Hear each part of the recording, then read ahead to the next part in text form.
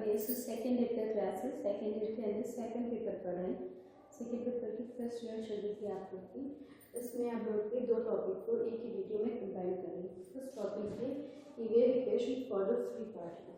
अगर कोई भी पार्टिकल वेव की फॉर्म में की एनर्जी को प्रोपोगेट करता है, पार्टिकल मूव करता है, तो पार्टिकल को मूव करेगा तो वो अपने आप वेव फॉर्म में प्रोपोगेट करेगा मूव करने के लिए। तो उसकी अपनी इक्वेशन होती है, इस इक्वेशन को यहाँ पे डिराइव मानते हैं कि कोई पार्टिकल है x, m उसका मास है और वो अगर मूवमेंट कर रहा है पॉजिटिव एक्स डायरेक्शन में, तो उसका अपना मोमेंटम होगा, उसकी अपनी फ्रीक्वेंसी, उसका अपना वेव फॉर्म में प्रोपोगेट करता है तो उसकी वेवलेंथ और उसकी एनर्जी, वेवलेंथ का जो पढ़ चुके हैं lambda is equals to lambda पर एच अपॉन पी होता है। क्योंकि पार्टिकल एक्स डायरेक्शन में मूव कर रहा है इसलिए मैं मोमेंटम भी उसका एक्स के रिप्रेजेंटेशन में लिखूंगी। इसके लिए यहाँ पर एच अपॉन पी एक्स लिखा है। इसका एनर्जी ई फ्रिक्वेंसी जो होता है एनर्जी ई अपॉन एच।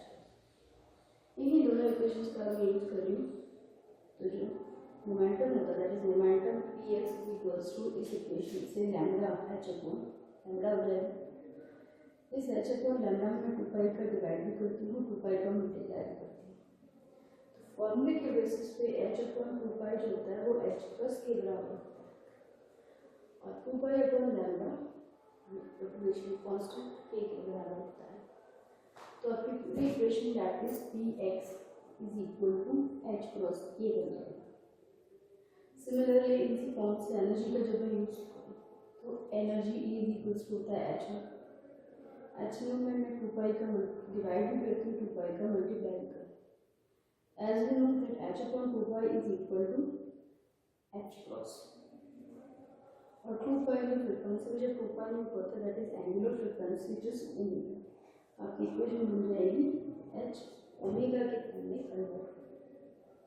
हम लोग एक प्री इक्वेशन में लास्ट में वेव इक्वेशंस पढ़ चुके हैं। जब भी वेव इक्वेशन होता है तो वो टाइम और डिस्टेंस के फॉर्म में रिप्रेजेंट किया जाता है।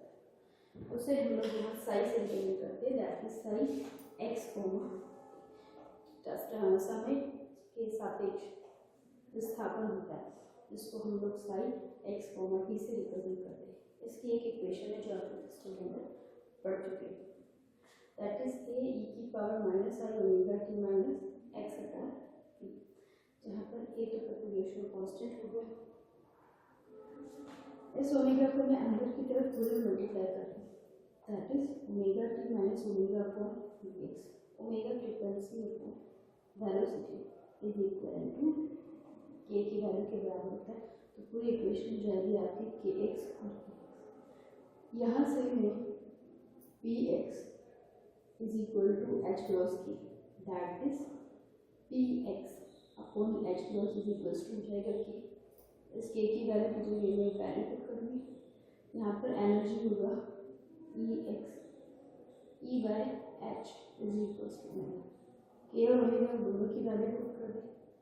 एच प्लस टू जो दोनों है कॉमन है, इसके दोनों फॉर्मूले में से मैं बाहर निकाल देती हूँ। वन मोर थिंग यहाँ माइनस है, माइनस में ई डॉट टी जब माइनस को अंदर देंगे अंदर की प्रॉपर्टी पूरी इन्वर्स हो जाएगी that is P X dot X minus E dot T. ये wave equation one dimension wave equation को रिप्रेजेंट करती है that is particle is moving in one single direction. Equation उसको रिप्रेजेंट करती है। अगर कोई पार्टिकल 3 डायमेंशन में मूव करता है तो उसकी इक्वेशन क्या हो जाएगी, यहाँ पर जो x है इस x में r के फॉर्म से रिप्लेस कर दो।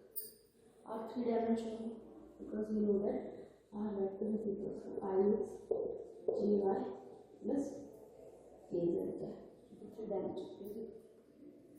ये थी आपकी इक्वेशन, वेव इक्वेशन और 3 डायमेंशन फ्री पार्टिकल की 3 डायमेंशन इक्वेशन, और ये कहलाएगी 1 डायमेंशन फ्री पार्टिकल्स की 1 डायमेंशन इक्वेशन कहलाएगी। इसी को हम आगे यूज करते हैं श्रोडिंगर इक्वेशन के लिए। श्रोडिंगर ने भी एक वेव पार्टिकल के लिए इक्वेशन दी थी। फ्री पार्टिकल और मूविंग फ्री पार्टिकल के लिए श्रोडिंगर ने इक्वेशन दी है, उस इक्वेशन को हम यहाँ पे डिराइव। श्रोडिंगर ने माना कि पार्टिकल है जिसका m मास है और वो x डायरेक्शन में मूव करता है। आगे